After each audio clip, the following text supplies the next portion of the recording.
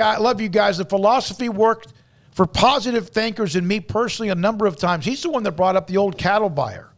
Used to say, make the best thing that ever happened to you.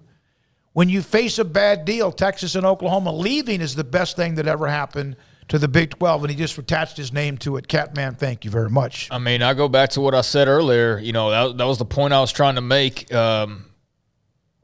in terms of the Big 12, and the comment that was picked up by some random Texas site was, yeah, I mean, I think relationship-wise, they're as good as they've probably – or about to be as good as they've ever been, you know, barring Cincinnati or – BYU or UCF or Houston coming in and thinking that all of a sudden they run things. Like if, you know, Fertitta comes walking in like he's Vince McMahon about to boss everybody around, that's not going to fly. I mean, I'm sorry, pal, but that's not going to fly around these parts. So with that kind of stuff now out of the way, I think, you know, on an operational level and respect level, it's going to be as good as it's ever been in all its variations. And I think I went on a bit of a rant a couple months back that was basically echoing what you're saying as well. Is what do you do if you're the Big 12? You go win the whole damn thing. I mean, that's what you do. You go out and you just win as much as you possibly can. You have fun. You get titles, and you hopefully get some good TV deals along the way as a result of the successes that you're having. But yeah, I mean, I'm going to be following the Big 12 as close as ever.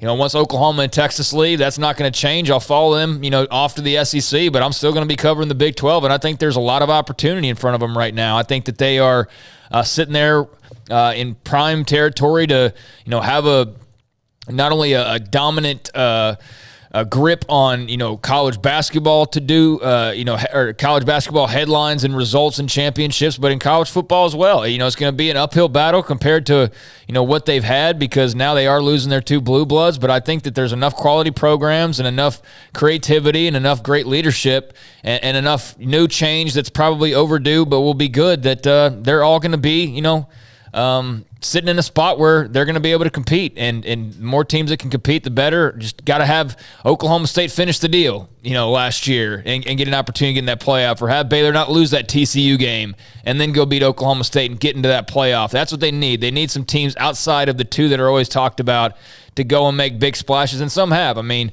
Kansas has done that plenty in basketball. Baylor in basketball just a couple of years ago as well. Texas Tech competed, but in football they need to have more teams, not just knocking on the door, but breaking through that bad boy, and I think that they'll be fine once they kick that down. From Joel, call me naive if you want, but you just got 4 new brands coming in addition to a few darn good ones that'll come on after Texas and Oklahoma leave.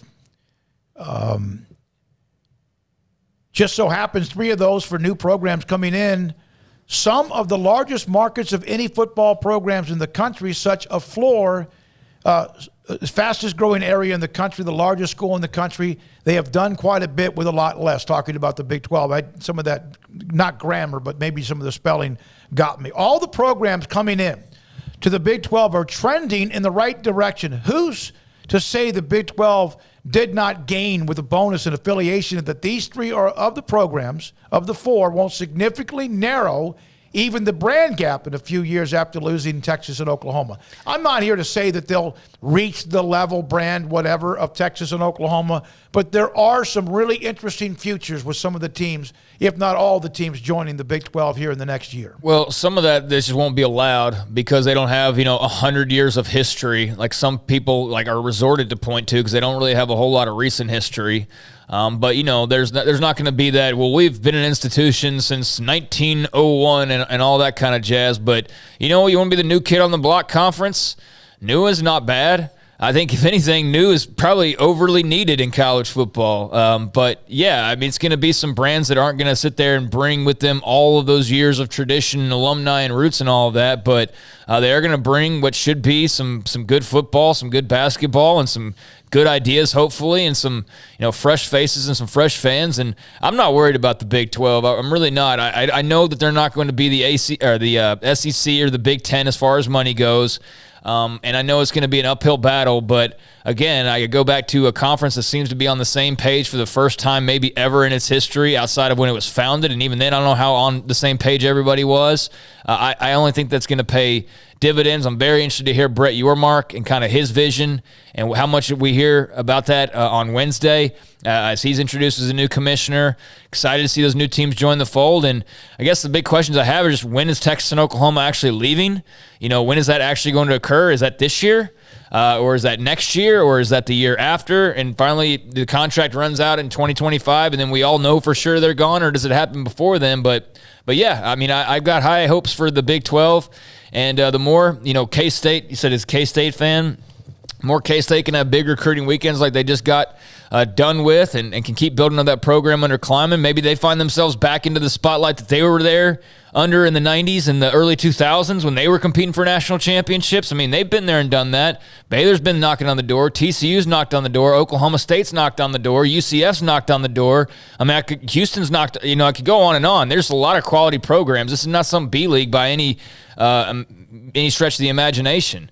So I think that they would certainly benefit from an expanded playoff like others would. That remains to be seen. But again, keep knocking on the door, and eventually you're bound to bust through it. And I think they got a lot of teams that are going to be knocking pretty hard here over the next few years. From Justin R., why does the Big